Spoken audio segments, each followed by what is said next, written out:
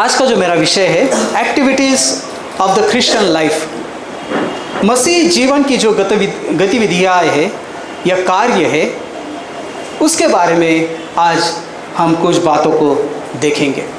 परमेश्वर के वचन में मसीह जो लोग हैं, प्रभु के जो लोग हैं, उन्होंने किस प्रकार से अपने गतिविधियाँ या उनका कार्य किस प्रकार से हो, बाइबल हमें बताती है।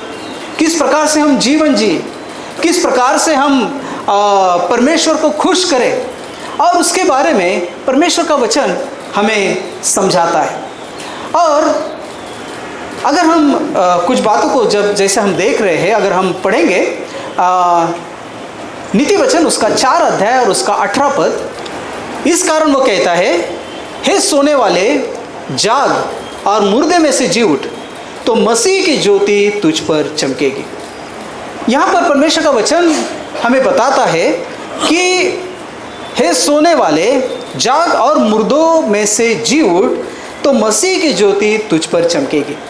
प्रभु चाहता है कि मसीह की ज्योति मसीह लोगों के जीवन में चमके, उनके जीवन में परमेश्वर का प्रकाश आए और वो प्रकाशमान हो और ज्योति के समान वो चमके। प्रभु यीशु मसीह एक जगह पे कहता है कि मैं जगत की ज्योति हूँ, और वो आगे कहता है कि आप जगत की ज्योति हो। Praise the Lord, hallelujah. तो प्रभु चाहता है कि मसीह लोग, जैसा हमारा प्रभु प्रकाशमान है, हम भी उसके लिए इस दुनिया में चमके, और परमेश्वर का जो प्रकाश है इस अंधियारी दुनिया में हमारे जीवन के द्वारा जल उठे या फिर प्रकट हो जाए। और प्रभु ये चाहता है हमसे कि हमारा प्रकाश जो है, मसीह का प्रकाश, हमारे जीवन के द्वारा इस अंधियारे जग में फैल जाए।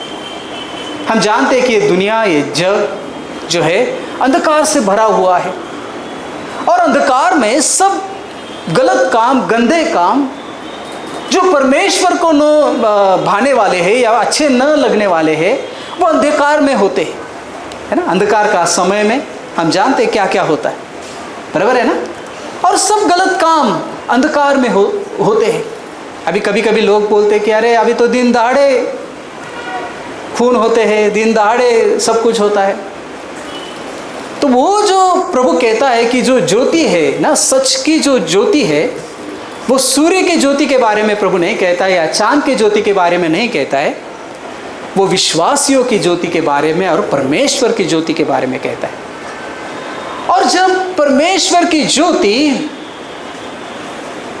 मनुष्य के जीवन में नहीं चमकती है तो अंधकार वहाँ पर होता है। और जहाँ पर अंधकार है यानी कि प्रभु की उपस्थिति जहाँ पर नहीं है, वहाँ पर सब प्रकार के गलत और गंदे काम वहाँ पर होते हैं। और इसलिए हम कभी कभी देखते हैं कि दिन दहाड़े में भी गलत काम होते हैं, क्योंकि जिसको ज्योति हम लोग समझते हैं या दुनिया समझती है, वो ज्योति नहीं है जो प्रभु हमें समझाना चाहता है। तो याद रखना कि परमेश्वर का वचन कहता है कि परमेश्वर की ज्योति, मसीह की ज्योति क्या हो, तुझ पर चमके, हम पर मसीह की ज्योति चमके। जैसा थोड़ी देर पहले मैंने कहा कि और एक वचन को हम पढ़ेंगे, नीति वचन उसका 4 अध्याय और उसका 18 पद। देखिए क्या लिखा गया है। वचन कहता है, परंतु धर्मियों की चाल उस चमकती हुई ज्योति के समान है, जिसका प्रकाश दोपहर तक अधिक अधिक बढ़ता रहता है। अभी देखना कि वचन कहता है कि ज्योति क्या है, धर्मियों की चाल। वचन कहता है चमकती हुई ज्योति के समान है। ज्योति का अर्थ क्या होता है? ज्योति का अर्थ सिर्फ प्रकाश या उजाला नहीं होता है, लेकिन वो एक जो वचन कहता है कि धर्मियों के चाल के समान ज्योति को कहा गया है, कि धर्मियों की चाल उस चमकती हुई ज्योति के समान है। यानी कि धर्मी लोगों की जो चाल चलन है उसको ज्योति कहा गया है। हालेलुया। प्रभु चाहता है कि हम इस अंधेरी दुनिया में उसके लिए हम चमके, हमारा प्रकाश, हमारा उजियाला इस अंधेरी दुनिया में एक ज्योति का काम करे, प्रकाश का काम करे, जिसके द्वारा जो व्यक्ति अंधकार में चल रहा है, जिसको नहीं दिखता है कि वो क्या कर रहा है, कहाँ जा रहा है, उसको सही रास्ता मिले, उसको सही रास्ता पता चले। वो जो गलत रास्ते में भटक रहा है, अंधकार में नाश की ओर बढ़ रहा है, ज्योति में उसको सही रास्ता दिखे और जीवन के मार्ग की ओर वो मुड़ सके। हालेलुया। और प्रभु इसलिए चाहता है कि जो विश्वासी लोग हैं, मसीही लोग हैं, वो परमेश्वर के लिए इस दुनिया में चमके। और किस प्रकार से चमके? अपने चाल चलन के द्वारा, अपने चाल के द्वारा, क्योंकि प्रभु उसको ही क्या कहता है? ज्योति के समान वो उसको कहता है। Hallelujah, praise the Lord. अब हमारे चाल चलन का अर्थ क्या होता है? हमारे बर्ताव का अर्थ क्या होता है? चाल चलन का अर्थ क्या होता है? देखिए, मत्ती रचित सुसमाचार उसका 5 अध्याय और 16 पद लिखा है, उसी प्रकार तुम्हारा उजियाला मनुष्यों के सामने चमके कि वे तुम्हारे भले कामों को देखकर तुम्हारे पिता की जो स्वर्ग में है बड़ाई करें। अभी धर्मियों की चाल का अर्थ क्या होता है? कि धर्मियों के जो भले काम हैं, धर्म के काम हैं, अच्छे काम हैं, दुनिया की नज़र से नहीं लेकिन परमेश्वर की नज़र से, परमेश्वर की दृष्टि से जो धर्म के काम है, जो भले काम है, और उस कामों के द्वारा वचन क्या होता कहता है कि आपका जो उजाला है मनुष्य के सामने चमके। एक जगह पे ऐसे लिखा गया है, आपके जो फल है वो फलों को देखकर दुनिया के लोग समझे कि आप मसीही हैं। हालेलुया। और हमारे अंदर किस प्रकार के फल होने चाहिए? बाइबल में लिखे गए हैं। कहाँ पर लिखे गए? गलीशियंस चैप्टर 5 अध्याय 22-23 पद। और वहाँ पर जो आत्मा के द्वारा उत्पन्न होने वाले जो फल है वो फल के बारे में बताया गया है। और वचन कहता है कि उन फलों को देखकर, क्योंकि फल के द्वारा, फल को देखकर पेड़ किस प्रकार का है या किस जाति का है समझ में आता है। तो याद रखना, जो हमारे भले काम है मसीही लोगों के, उसका अर्थ क्या होता है? भले काम, हाँ, कि वो हमारा उजाला है। उजाला क्या है? भले काम है। भले काम क्या है?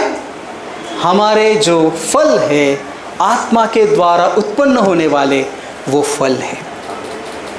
सिर्फ किसी को दान धर्म करना भला काम नहीं है, सिर्फ वो उसमें आता है, भला काम है, लेकिन सिर्फ उतना ही नहीं है। आमेन, प्रेज़ द लॉर्ड। बहुत सारे भले काम है। वचन में क्या लिखा गया है? फिर से पढ़ना वो वचन, उसी प्रकार तुम्हारा उजियाला मनुष्य के सामने चमके कि वे तुम्हारे भले कामों को देखकर, एक काम नहीं बताया गया उधर, बहुत सारे भले काम। मनुष्य कभी कभी केवल एक भला काम करता है और उसके द्वारा वो खुद को धर्मी समझना लगता है। लेकिन परमेश्वर का वचन कहता है कि आत्मा के फल जो है वो केवल एक नहीं है, वो बहुत सारे हैं। जो अगर प्रभु में रहता है, जो मसीह में रहता है, वचन कहता है वो क्या करता है? वो फलवंत होता है, वो फल देता है। यीशु मसीह कहता है कि अगर आप मुझ में रहते हो तो ही आप फल दे सकते हो, वरना आप फल नहीं दे सकते। यीशु मसीह में रहने के कारण ही हम आत्मा के द्वारा उत्पन्न होने वाले फलों को हम बेयर कर सकते हैं या दे सकते हैं। और इसलिए मसीह में रहना, यीशु मसीह में रहना काफ़ी ज़रूरी है, आवश्यक है। और यीशु में, प्रभु यीशु मसीह में और उसके वचनों में रहने के द्वारा ही हम क्या कर सकते हैं? फल दे सकते हैं। और कौन से फल? आत्मा के द्वारा उत्पन्न होने वाले फल।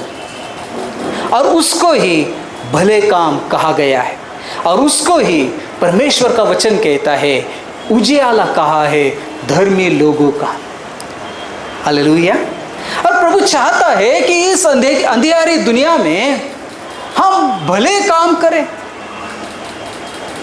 क्योंकि अगर हम धर्मी खुद को कहते हैं तो हमारे जीवन में धर्म के कारण उत्पन्न होने वाले धर्मी काम भी हमारे जीवन में दिखना जरूरी।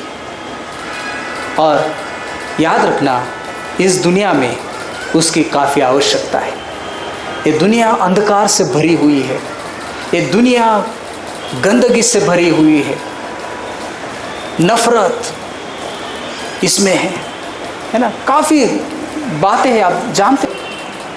कभी कभी हम लोगों को ऐसा कहता है कि मैं जब बोलूँगा तो ये काम होगा, लेकिन कभी कभी न बोलते हुए भी हम अपने आचरण के द्वारा, हम हमारे धर्म का जो काम है, जो प्रभु चाहता है हम करें, उसके द्वारा यीशु मसीह को लोगों के सामने हम ला सकते हैं।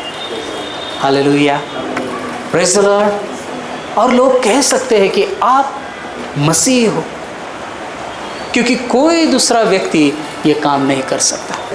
कितना पैसा है वो मायने नहीं रखता, लेकिन आपकी ईमानदारी, आपका जो फेथफुलनेस है वो प्रभु देखता है। Hallelujah.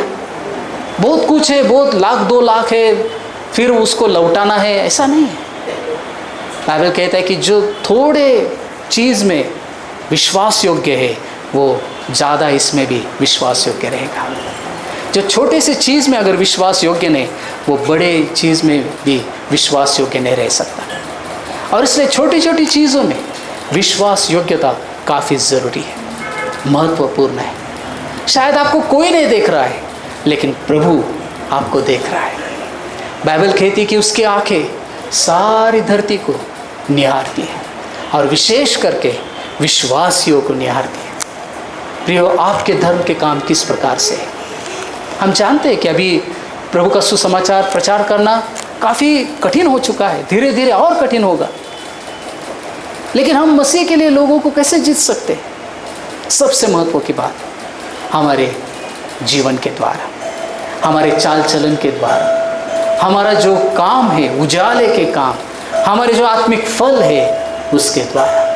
Hallelujah, praise the Lord. और उसी प्रकार से हम लोगों को मसीह की ओर आकर्षित कर सकते हैं। Praise the Lord. और जब कोई उसके ओर आकर्षित होगा, वो बाद में उसको छोड़कर कभी वापस नहीं जाएगा।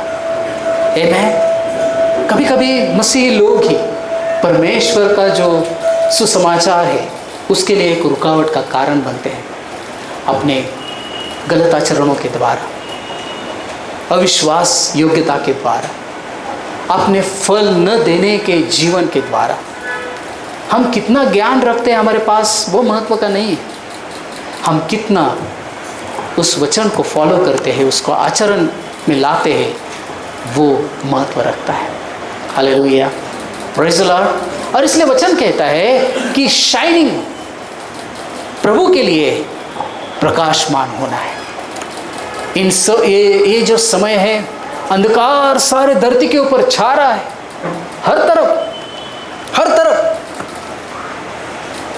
जिन देश को, है ना, राष्ट्र को हम मसीह राष्ट्र कहते थे, आज वहाँ भी अंधकार फैल रहा है, क्योंकि लोगों ने प्रभु के लिए प्रकाश देना बंद कर दिया है, प्रभु के लिए चमकना बंद कर दिया है।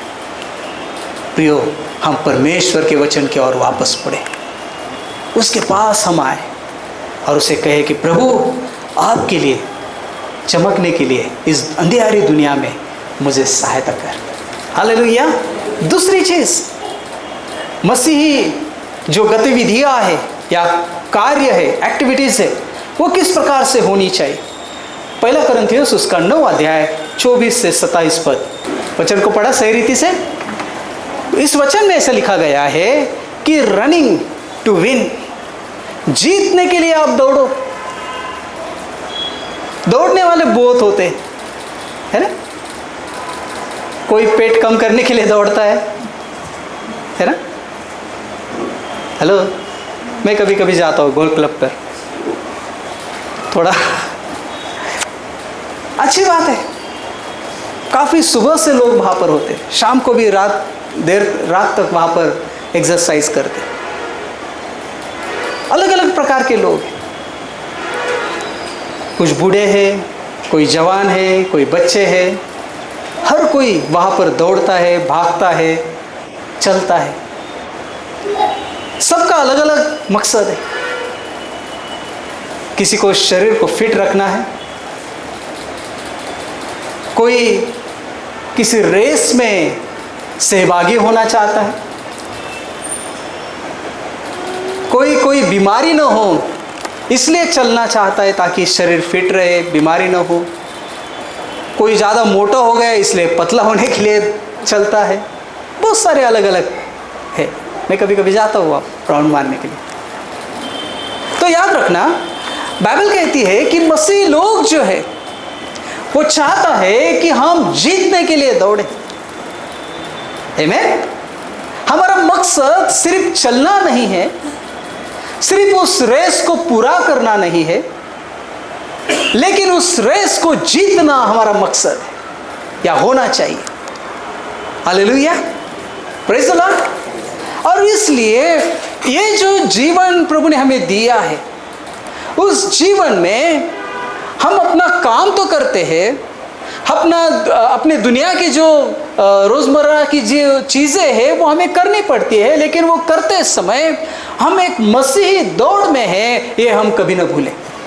और उस दौड़ में, और ये कौन सी प्रकार की दौड़ है? साधारण दौड़ नहीं है ना। आपने देखा रहेगा एक ऐसी दौड़ रहती है कि उसमें काफ़ी रुकावटें रहती है ना, उसको पार करके आपको दौड़ना हो। वचन कहता है कि जीवन में काफ़ी प्रकार की समस्या आती है, हर एक व्यक्ति, कोई ऐसा नहीं है कि जीवन में किसी को कोई समस्या नहीं है, सबको समस्या होती है, सबको प्रॉब्लम्स होते हैं। लेकिन फर्क ये है कि जो मसीह लोग हैं उन सारे रुकावटों को पार करके वो जीतने के लिए दौड़ते हैं। और वचन कहता है कि जीत प्रभु के लोगों की है।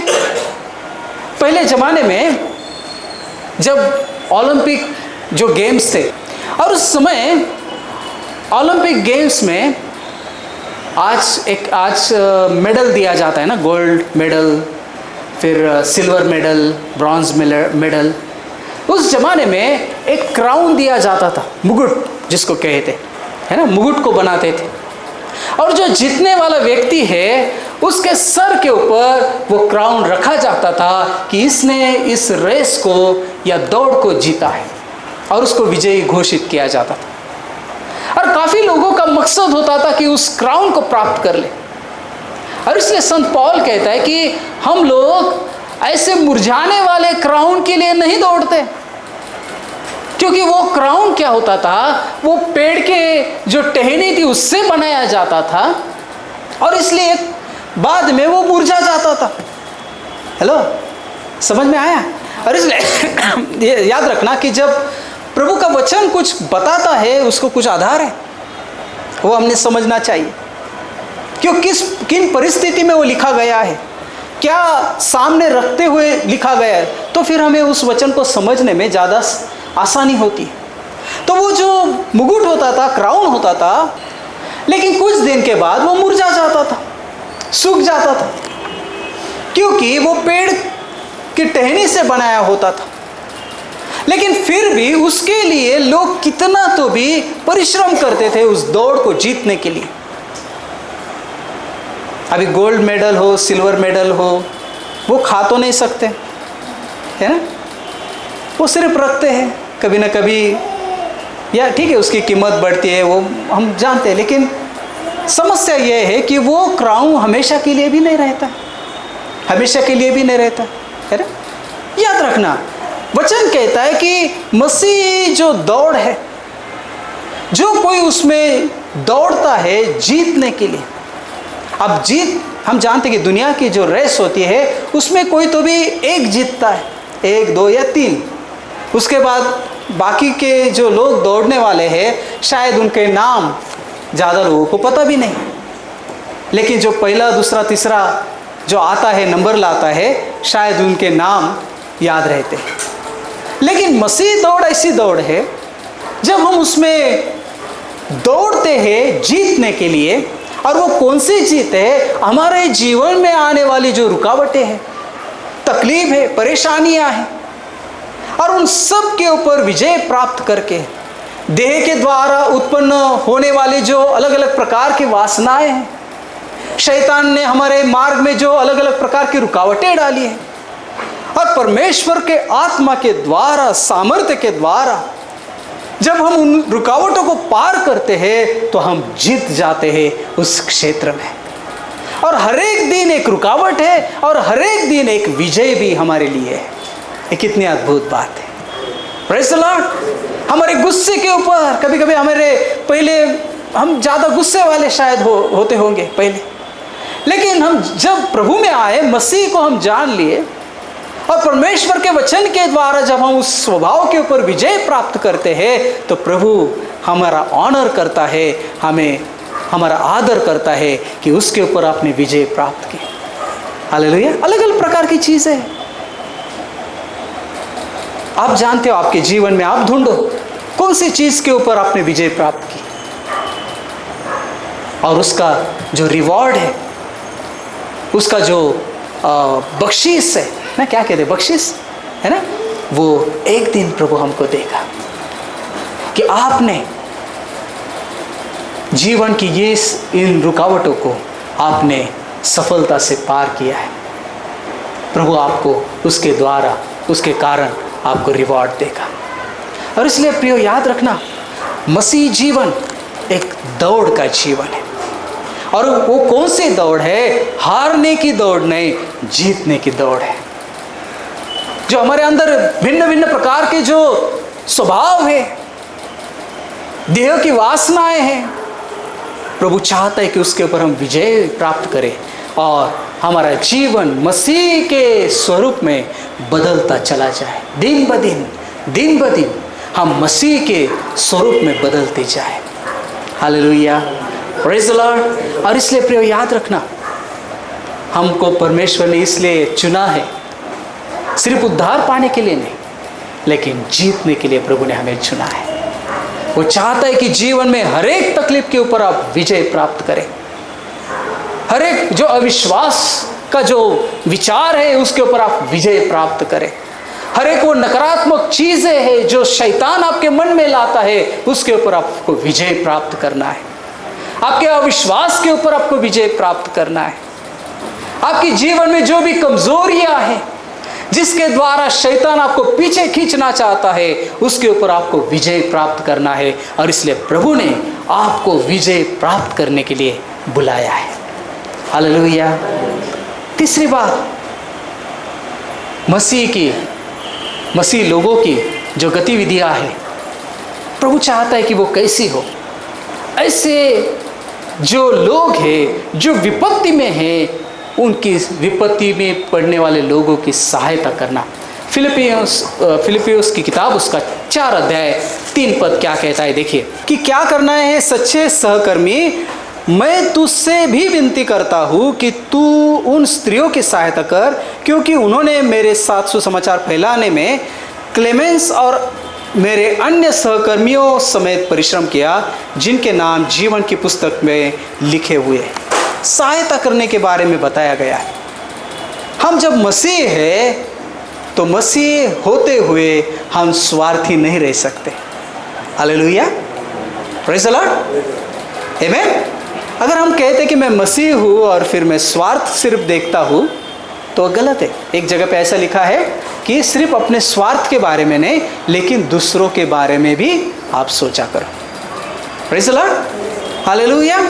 और जब मैं इन वचनों के बारे में देखता हूँ तो प्रेरितों के काम में हम जानते हैं कि जैसा नई जो कलीसिया जो स्टार्ट हुए थे, और कलीसिया किस प्रकार से थी, सहायता करने वाली, दूसरों को मदद करने वाली, एक दूसरे को उठाने वाली, हर प्रकार की, है ना। सहायता सिर्फ पैसे की नहीं होती, हर प्रकार की सहायता हो सकती। शायद किसी को आप शब्दों के द्वारा उत्तेजन दे सकते हो, शायद प्रार्थना में कर हम रख सकते हैं, या फिर परिश्रम शारीरिक दृष्टि से उनके लिए कुछ करके हम उनको मदद कर सकते हैं, सहायता कर सकते हैं। जो भी है, अलग अलग प्रकार की सहायता के प्रकार है। और ऐसे समय में, या किसी कोई दुख में है तो उस समय उसके साथ खड़े रहना, उसको भी सहायता कहता है ना। एक जगह पे ऐसा देखा गया कि अगर कोई बीमार है, उसको अगर आप मिलते हो तो वो भी एक प्रकार की उनके लिए सहायता है ना। तो याद रखना, हर प्रकार की सहायता के लिए विपत्ति में जो है उनके लिए खड़ा रहना मसीही गतिविधि का एक भाग है। आमीन, प्रेज़ द लॉर्ड, हालेलुया। जब हमें पता चलता है कि कुछ हो रहा है किधर, तो भी अगर हम कर सकते हैं, अगर हमारे अंदर वो शक्ति है, तो करने के लिए कभी पीछे मत मुड़ना। आमीन। पहला विचार जो आता है परमेश्वर से आता है, दूसरा विचार जो आता है शैतान की तरफ से आता है। बराबर है। एक मनुष्य ने अपने खेत में बीज बोया, है ना, कौन सा, गेहूं का बीज बोया, फसल अच्छी आई। बाद में उसका शत्रु ने आकर उसके अंदर क्या किया, अलग जो गलत बीज बो दिया। तो पहला बीज हमेशा सही होता है, और जो दूसरा आने वाला है शत्रु के ओर से आता है। तो अगर प्रभु कहता है, कोई कहता है इसलिए नहीं, अगर प्रभु आपको कहता है, मन में देता है, तो आप करना, मनुष्य की वाणी मत सुनना। Praise the Lord, hallelujah. या फंसना भी नहीं ना, क्योंकि सहायता करते समय कभी कभी फंस भी जाते है ना। तो वो भी ज्ञान हमें होना चाहिए कि हम प्रभु की वाणी को सुने और फिर सहायता करें। प्रेज़ द लॉर्ड, आमीन। तो परमेश्वर के लोगों का जो गतिविधियाँ या कार्य है वो मदद करना, सहायता करना है। और यहाँ पर वो कहता है कि किसको सहायता करना है आपको, हाँ, उस स्त्रियों को जिन्होंने क्या किया, सुसमाचार फैलाने में क्लेमेंस और मेरे अन्य सहकर्मियों समेत परिश्रम किया, जिनका नाम जीवन की पुस्तक में लिखे हुए हैं। तो उनको क्या करना है, वचन कहता है कि उनकी सहायता कर। और किस प्रकार की सहायता वहाँ पर नहीं दिया गया, लेकिन मसीह व्यक्ति अगर हम हैं तो हमेशा मदद करने के लिए, सहायता करने के लिए आगे बढ़ने वाले हम लोग बने। दूसरों को परेशानी में, तकलीफ में देखकर हम आनंद नहीं कर सकते, क्योंकि प्रभु ने भी, जब हम खुद परेशानी में थे, तकलीफ में थे, प्रभु हमारे लिए सहायता के लिए आगे आया। हालेलुया। आज ही मैं पढ़ रहा था कि प्रभु यीशु मसीह और चेले लोग नाव में से जा रहे थे, और वचन कहता है कि अचानक तूफान आया और वो लोग डर गए, क्योंकि वो डूब रहे थे। और उन्होंने प्रभु से पूछा, उस सवाल की ओर मेरा ध्यान गया, है ना। और उन्होंने पूछा कि प्रभु, क्या लिखा है मालूम है, आप जानते हो? उस वचन को पढ़ेंगे आप, मरकुस उसका 4 अध्याय और उसका 38 पद, 38, 37 और 38। तब बड़ी आंधी आई और लहरें नाव पर यहाँ तक लगी कि वो पानी से भर जाती थी, पर वह आप पिछले भाग में गद्दी पर सो रहा था। तब उन्होंने उसे जगाकर उससे कहा, हे गुरु, क्या तुझे चिंता नहीं कि हम नष्ट हुए जाते हैं? देखिए उनका प्रश्न, क्या गुरु आपको चिंता नहीं है कि हम नष्ट होते जाते हैं? कभी कभी यही सवाल काफ़ी लोगों के मन में होता है कि प्रभु, क्या तुझे चिंता नहीं है, हम क्या कौन सी परेशानी से गुजर रहे हैं? होता है ना, कभी कभी मन में आता है कि प्रभु, क्या आपको चिंता नहीं है मेरी? 39 वचन में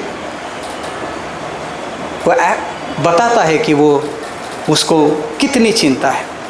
उसने उनको उस परिस्थिति से बाहर निकाला जिसके बारे में उन चेलों को कभी विश्वास नहीं था कि ऐसा हो सकता है। और फिर आगे वो देखते 41 वचन, वो इसलिए नहीं ज़्यादा डरे कि वो डूब रहे थे, वो इसलिए ज़्यादा डर गए कि ये है कौन कि आंधी और पानी भी इसकी आज्ञा को सुनता है या मानते हैं।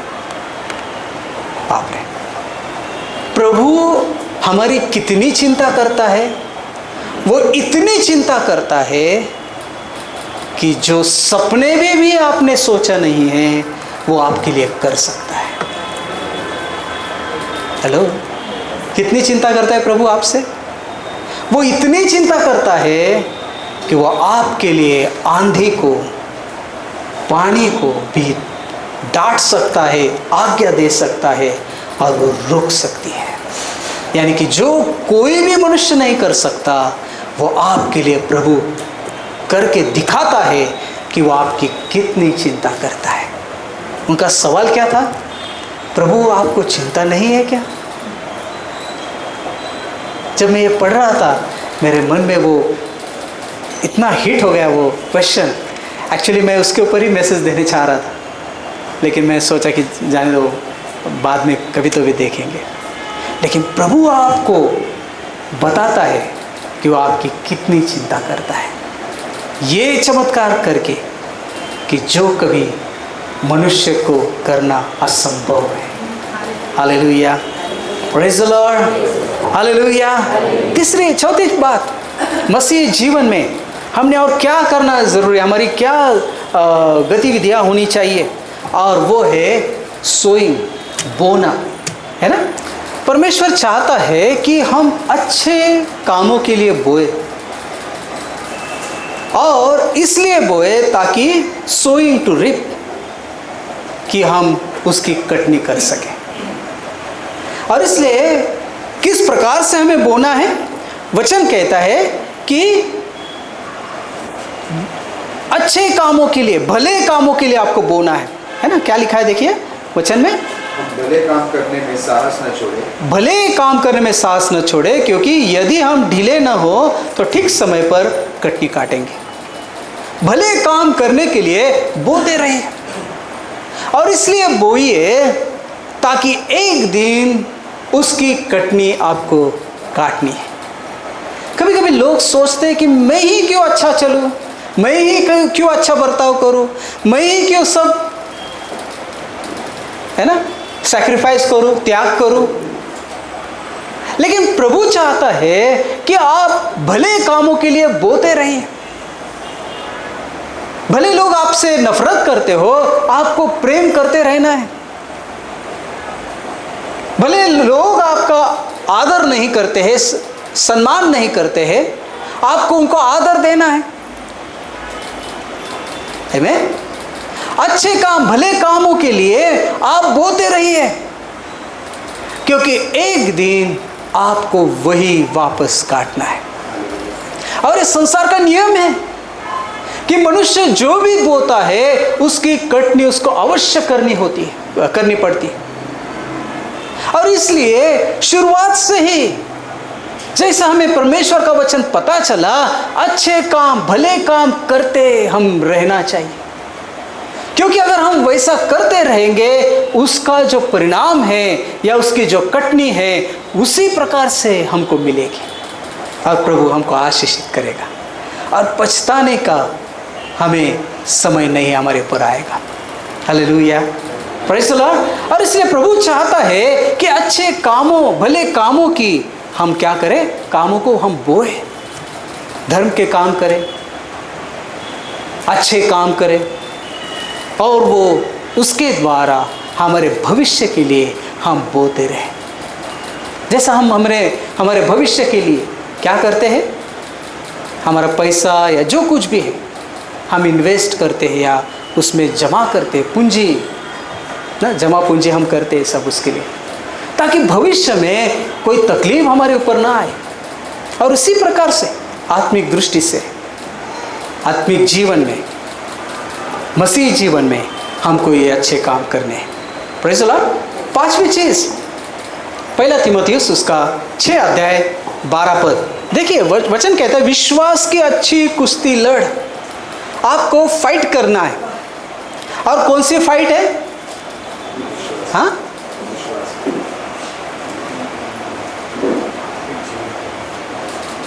घेण्यापेक्षा देणं बरं, है ना. कभी कभी लोग ये समझते. फाइट कौन सी है? विश्वास की लड़ाई करना है, विश्वास की कुश्ती लड़ना है, हाथ पैर की नहीं. आमीन. और इसलिए वचन कहता है कि आपको क्या करना है? विश्वास की अच्छी कुश्ती लड़ और उस अनंत जीवन को धर ले जिसके लिए तू बुलाया गया और बहुत से गवाहों के सामने अच्छा अंगीकार किया था. जीतने के लिए या फिर वश में लाने के लिए आपको कुश्ती लड़नी है. मैंने थोड़ी देर पहले ही कहा है, हमारे विश्वास की परीक्षा हमेशा होती है ना. याकूब के पत्री में भी दिया गया है, हमारा विश्वास परखा जाता है. अब्राहम का विश्वास परखा गया. हेलो. उसकी परीक्षा कहने के बजाय मैं उसको परखा जाना कहूँगा. हेलो. हम जानते हैं कि जो हीरा होता है, जब उसको ज़मीन के अंदर से बाहर निकाला जाता है तो उसका वैल्यू इतना नहीं रहता है. होता है लेकिन उतना नहीं रहता है जितना उसको बाद में कारीगर के पास लेकर जाकर उसको फिर वो घिसते हैं, फिर मारते हैं और घिस घिस कर उसको ये बना देते, क्या बोलते हैं उसको, हाँ, शेप देते अलग प्रकार का, और फिर उसकी कीमत और बढ़ जाती है. उसी प्रकार से हमारा विश्वास है. अलग अलग प्रकार की परीक्षाएं, अलग अलग प्रकार की जो टेस्टिंग्स हमारे जीवन में आती है, उसके द्वारा हमारा विश्वास और निहरता है, हमारा जीवन और अधिक अच्छा बनता है मसीह की दृष्टि से. और प्रभु चाहता है कि हम उस विश्वास की कुश्ती लड़ें जीतने के लिए. यहाँ पर भी लिखा गया कि आपको जीतना है विश्वास की कुश्ती में, हारना नहीं है किसी भी प्रकार से. आमीन. और उसको वश में लाना है, जिस भी परीक्षा से आप गुजरते हो करना है. और इसलिए विश्वास की कुश्ती आपको लड़ना है. और बाइबल कहती है विश्वास की कुश्ती आप किस तरह से लड़ सकोगे? केवल परमेश्वर के वचन के द्वारा. विश्वास आता है विश्वास सुनने से, और परमेश्वर के वचन को सुनने से वो आता है. हालेलुया. जितना अधिक आप परमेश्वर के वचन में बढ़ते जाओगे, उतना अधिक परमेश्वर के बारे में या उसके वचन के बारे में आत्मिक जीवन में विश्वास की जो नींव है आपकी मजबूत बन जाएगी, और आप विश्वास की कुश्ती को अच्छी रीति से लड़ पाओगे. दुनिया का ज्ञान जो है प्रियो, आपको कभी भी विश्वास की कुश्ती लड़ने में जीत को नहीं दे सकता. दुनिया का ज्ञान अच्छा है, ठीक है, लेकिन अगर विश्वास की कुश्ती लड़नी है तो उसके लिए परमेश्वर का वचन, उसका वचन का ज्ञान बहुत ज़रूरी है. हालेलुया. शैतान के साथ हम दुनिया के ज्ञान के द्वारा उसके साथ लड़ाई नहीं कर सकते. अगर आपको प्रभु का वचन मालूम है, बस हो गया. उसके द्वारा आप विश्वास की हर एक कुश्ती को लड़ सकते हो और जीत सकते हो. Praise the Lord. छठी बात, विश्वासियों का जो गतिविधियाँ है वो क्या होना चाहिए? Praying to bless. हमें प्रार्थना करनी है. और प्रार्थना किस लिए करनी है? फर्स्ट तिमोथी, पहला तिमोथियुस उसका 2 अध्याय, पहला और दूसरा पद. देखिए वहाँ पर लिखा गया है कि आपकी जो प्रार्थनाएं हैं, कैसी प्रार्थना होनी चाहिए? कभी कभी लोगों को प्रार्थना का मतलब सिर्फ मांगना समझता है कि मुझे ये चाहिए, मुझे वो चाहिए, मुझे वो चाहिए, ये नहीं मिला है तो प्रभु तो क्यों नहीं दिया है, और इसलिए प्रार्थना है. तो प्रार्थनाएं सिर्फ मांगने की चीज़ नहीं है या मांगने के लिए नहीं होती है, दूसरों को आशीषित करने के लिए भी होती है. तो प्रार्थना हमने कैसी करनी चाहिए? Praying to bless. आशीष देने के लिए आपकी प्रार्थनाएं होनी चाहिए. कितने बार हम लोग दूसरों के लिए आशीष मांगते हो? अरे प्रभु उसको कार मिला, मुझे नहीं मिला, मुझे भी चाहिए। प्रभु उसको वो मिला, मुझे नहीं मिला, मुझे भी चाहिए। अगर हम कहेंगे कि प्रभु इसको तूने आशीषित किया है, उसको और आगे बढ़ा, उसको और आशीषित कर और आपकी महिमा कर, कितनी अच्छी बात होगी। Praise the Lord. बाइबल कहती है सब मनुष्यों के लिए प्रार्थना करो, जिसको जानते हो उसके लिए भी करो, जिसको नहीं जानते उसके लिए भी करो, जिसका नाम पता है उसके लिए करो, जिसका नाम पता नहीं है। कभी कभी सिर्फ ना हमारे सामने चेहरे आते हैं, हम प्रार्थना करते, मैं करता हूँ कभी कभी, जैसा प्रभु बोझ देता है, नाम तो पता नहीं है प्रभु, लेकिन ये चेहरा मेरे सामने आ रहा है, इसको तो आशीषित कर। हालेलुया। और क्या लिखा गया है, किन लोगों को आशीषित करना है? राजाओं, सब ऊंचे पद वालों, है ना, उनके लिए भी प्रार्थना करना है। हम प्रार्थना नहीं करते इसलिए वो बेलगाम हो जाते हैं। हेलो, समझ में आया? उनको अगर वो आपको शांति का जीवन जीना है तो उनके लिए प्रार्थना करना जरूरी है। देखिए वचन क्या लिखता है, इसलिए कि हम विश्राम और चैन के साथ सारी भक्ति और गंभीरता से जीवन बिताए। कभी कभी बहुत सारे प्रॉब्लम प्रार्थना न करने की वजह से आते हैं, और हम बोलते कि शैतान ने किया, शैतान ने वो किया, शैतान ऐसा कर रहा है, शैतान वैसा कर रहा है। अरे बाबा, हम प्रार्थना नहीं कर रहे उनके लिए, इसलिए तो वो निर्बुद्ध काय सांगतं वचन, घोडा किंवा खेचर यासारखं होऊ नका, कारण त्यांना आकळण्यासाठी लगाम आणि बागदोर यांची गरज पडते।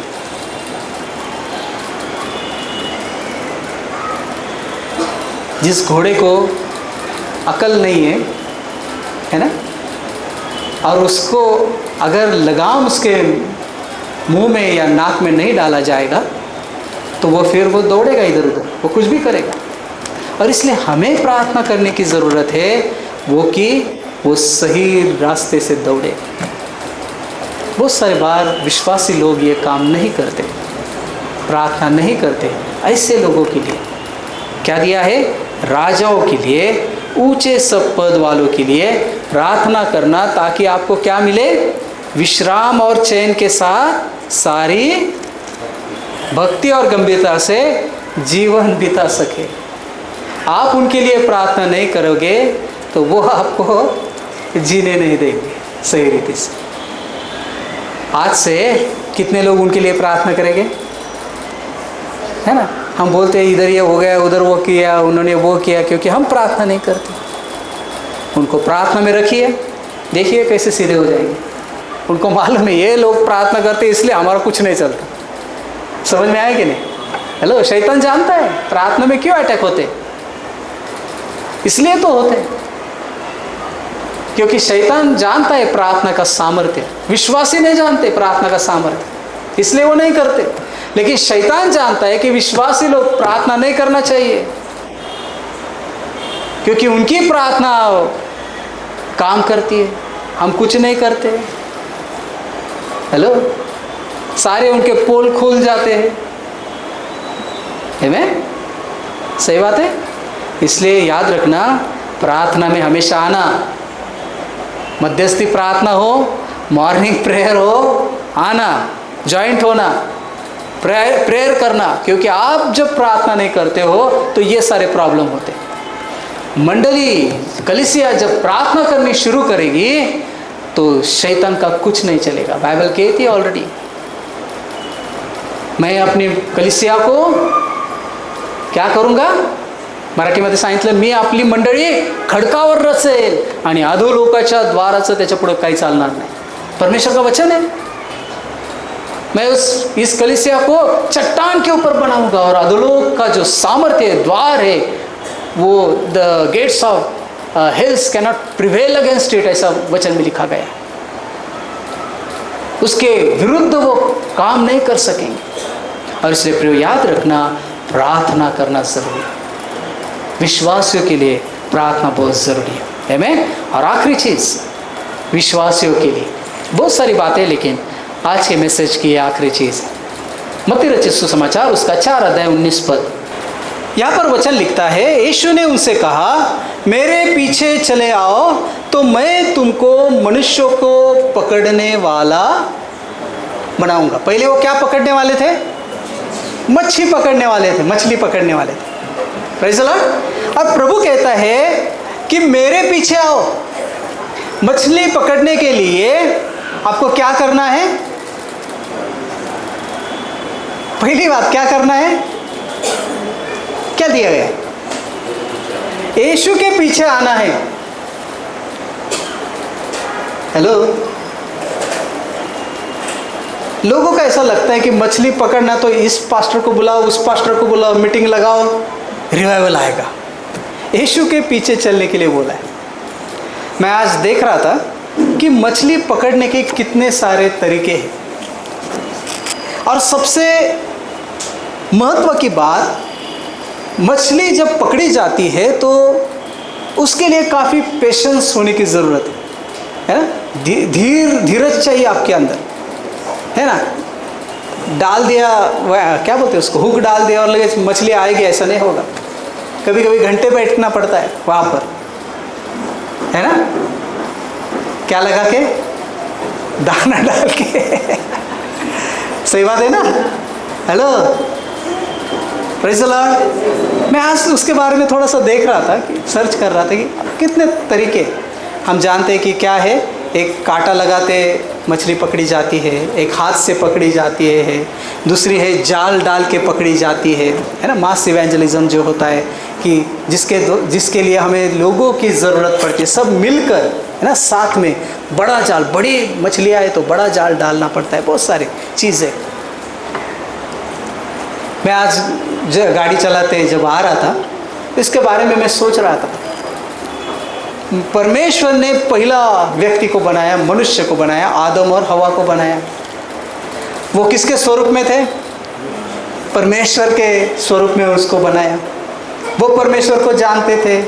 बाद में उन्होंने पाप किया, बाद में वो परमेश्वर से दूर गए, और फिर वापस उनको ढूंढने के लिए यीशु मसीह स्वर्ग से नीचे उतरा, और उसने बताया कि ये लोग क्या गए, खो गए हैं। यीशु मसीह कहता है कि मैं आया हूँ, किस लिए आया हूँ?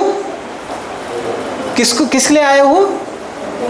खोए हुए को ढूंढने के लिए आया हूँ। इसका मतलब पहले उसके थे, वो खो चुके थे दुनिया में, जिसने उसने अपना अपना मार्ग पकड़ लिया था।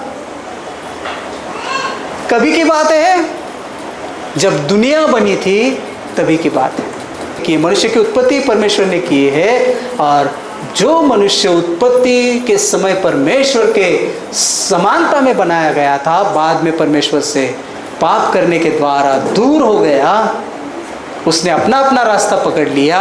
अभी उन सबको परमेश्वर के पास लाने की ज़रूरत है। क्यों लाने की ज़रूरत है? क्योंकि प्रभु जानता है कि अगर उन्होंने वैसा नहीं किया तो वो नरक में जाएंगे, नाश होएंगे, और प्रभु नहीं चाहता कि किसी भी उसके लोगों का नाश हो। बाइबल कहते हैं यूहन्ना 3:16, परमेश्वर ने जगत से ऐसा प्रेम किया कि उसने अपना एकलौता एक पुत्र को दिया, ताकि किसी का नाश न हो, तो सबको अनंत काल का जीवन प्राप्त हो जाए। यानी कि इसका अर्थ ये होता है कि अगर प्रभु के पास नहीं आए तो नरक वहां पर रखा गया है, तय है, नाश तय है। और इसलिए हम रिस्क लेते हैं लोगों को बचाने की, कि बाबा हम इधर मर गए, मार खाए तो भी चलेगा, लेकिन अनंत काल का जो नरक है, उस नरक से आपको हम बचाना चाहते हैं। क्योंकि बाद में अगर वहाँ पर गए तो वापस आने की नो टर्निंग बैक, फिर उधर से, है ना। वापस पश्चाताप करने के बाद भी प्रभु आपको नहीं बचाएगा, और इतना खतरनाक नरक है। और इसलिए प्रभु चाहता है कि किसी का नाश न हो, सब का उद्धार हो जाए। हालेलुया। तो प्रियो, याद रखना, विश्वासियों के लिए प्रभु चाहता है कि आप फिशिंग करें, मछलियाँ पकड़े। कौन सी मछलियाँ? मनुष्यों को प्रभु के राज के लिए हम जीते। तो समझदारी होनी चाहिए हमारे अंदर, किधर क्या लिखे, किधर क्या बोले, किधर कैसा बोले। एवं ज्ञान ज़रूरी है, समझ ज़रूरी है। जोश अच्छा है, लेकिन जोश के साथ होश भी चाहिए। एवं और इसलिए बाइबल कहती है सांप के समान चतुर रहना चाहिए। हम सिर्फ कबूतर के समान दिखते हैं, एक बात छोड़ देते हैं। Hello, praise the Lord. लेकिन फिशिंग तो ज़रूर करनी है, क्योंकि उसीलिए हमको बुलाया है। मैं समझ में आया कि नहीं? हेलो। लेकिन कभी कभी जैसा मैंने बताया कि मछली पकड़ने के लिए काफ़ी धीरज की ज़रूरत होती है। एकदम गए और मछली आपके हाथ में लगी, ऐसा नहीं होगा। उसके लिए धीरज होना चाहिए, प्रार्थना पूर्वक, समझदारी से। और अलग अलग तरीका होता है ना, जब शांत पानी होता है तो मछली वहाँ पर मिलती है। जब सूरज का प्रकाश है तो मछली कहाँ पर होती है? छाँव में, ठंडी जगह पे जाती है। तो हमको समय भी समझना चाहिए, कौन से समय में मछली कहाँ मिलती है, कैसे मिलती है ना। मैं ढूंढ रहा था उसके बारे में कि मछली अच्छी जगह पे किधर मिलती है ना। और वो भी ना झिंगे नहीं पकड़ायचे आपल्याला। हेलो साले झिंगे पकड़ायला नहीं, मछलियाँ पकड़नी है बड़ी बड़ी प्रभु के राज्य के लिए। और वो काम हमें प्रार्थना पूर्वक करना है। Praise the Lord. वो छोटी सी लड़की ने नामान जैसे बड़े सरदार को पकड़ा, प्रभु के लिए जीता। आमीन। तो प्रभु से मांगिए, प्रभु मुझे क्या कर, आपके राज्य के लिए, मछलियाँ पकड़ने के लिए सहायता कर, ताकि मैं बहुत सारे लोगों को आपके राज्य में लेकर आ सकूं। लेकिन उसके लिए हमें ज्ञान की ज़रूरत है, समझ की ज़रूरत है, पवित्र आत्मा के गाइडेंस की ज़रूरत है। क्योंकि बाइबल कहते हैं कि ना तो बल से न तो ताकत से, पर मेरी आत्मा के द्वारा काम हो जाएगा। हम अपनी अकल, अपना ज्ञान, अपनी ताकत, उसके द्वारा कुछ भी नहीं कर सकते, सिर्फ पवित्र आत्मा के सामर्थ्य के द्वारा। और प्रियो, वही काम प्रभु चाहता है कि मसीह लोग हम करें। ये आखिरी के समय है, हम जानते, आखिरी के समय में हम जीवन जी रहे हैं। हम जानते कि परिस्थितियाँ और भी कभी कभी कोई जगह पर कठिन हो सकती है। मैं नहीं कहता कि सबको इस प्रकार से परेशानी में जाना पड़ेगा। अलग अलग प्रकार की परेशानी रहेगी, है ना। हर एक व्यक्ति को रक्त साक्षी नहीं होना पड़ेगा। अलग अलग प्रकार की परीक्षा है, लेकिन परीक्षा तो आएंगे, तकलीफ तो आएंगे, लेकिन उसके ऊपर विजय प्राप्त करना, मसीह के लिए जीवन जीना और मसीह का काम हमारे जीवन में पूरा करना हमारा मकसद होना चाहिए। Praise the Lord. हम कभी ना मुड़े, यीशु के पीछे हम आगे बढ़ते चले। कोई आए कोई जाए, उसके लिए हम अपने को बदलने की ज़रूरत नहीं है। आमीन। Praise the Lord. किसने क्या निर्णय लिया, क्या लिया, इसलिए हम खुद को क्यों बदले? क्योंकि प्रभु ने हमें बदला है। अभी हमको और अलग बदलने की ज़रूरत नहीं। लेकिन हाँ, परमेश्वर के वचन के अंदर दिया है किस प्रकार से हम चतुर रहना है, काम करना है, मसीह के लिए इस दुनिया में चमकना है, और मसीह के काम हमारे जीवन के द्वारा हम कर सकें, ऐसा हम हमेशा याद रखना है। Praise the Lord. आइए अपनी आंखों को बंद करें, प्रार्थना करें।